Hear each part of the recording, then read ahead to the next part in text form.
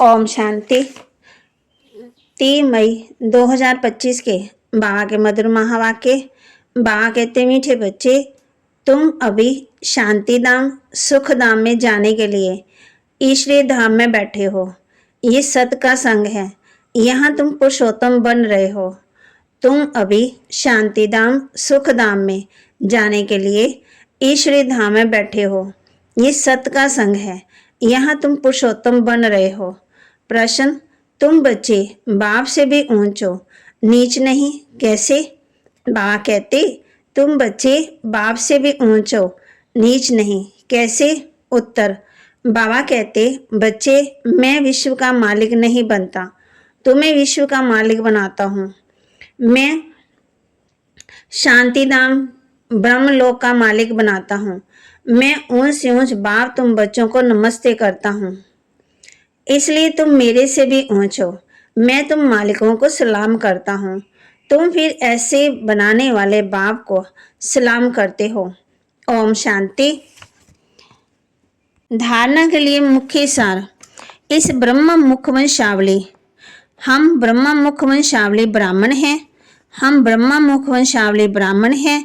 स्वयं भगवान हमें मनुष्य देवता बनाने की पढ़ाई पढ़ा रहे हैं। स्वयं भगवान हमें मनुष्य देवता बनाने की पढ़ाई पढ़ा रहे हैं। इस नशे और खुशी में रहना है। इस नशे और खुशी में रहना है। पुरुषोत्तम संगम युग पर पुरुषोत्तम बनने का पुरुषार्थ करना है। पुरुषोत्तम संगम युग पर पुरुषोत्तम बनने का पुरुषार्थ करना है। अभी हमारी वानप्रस्थ अवस्था है। अभी हमारी वानप्रस्थ अवस्था है। मौत सामने खड़ा है। मौत सामने खड़ा है। वापस घर जाना है। वापस घर जाना है। इसलिए बाप की याद से सब पापों को भस्म करना है। इसलिए बाप की याद से सब पापों को भस्म करना है। वरदान दे रहे बाबा बच्चों को, नॉलेज रूपी चाबी द्वारा भाग्य का अखुट खजाना प्राप्त करने वाले माला माल भव। नॉलेज की रूपी चाबी द्वारा भाग्य का अखुट खजाना प्राप्त करने वाले माला माल भव। संगम युग पर सभी बच्चों को भाग्य बनाने के लिए नॉलेज रूपी चाबी मिलती है। ये चाबी लगाओ और जितना चाहे उतना भाग्य का खजाना लो। चाबी मिली और माला माल बन गए। जो जितना माला माल बनते हैं उतना खुशी रहती है।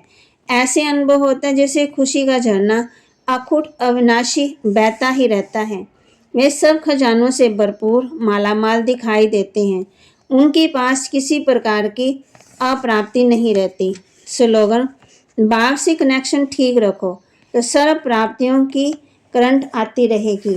बाप से कनेक्शन ठीक रखो तो सर्व शक्तियों की करंट आती रहेगी। बाप से कनेक्शन ठीक रखो तो सर्व शक्तियों की करंट आती रहेगी।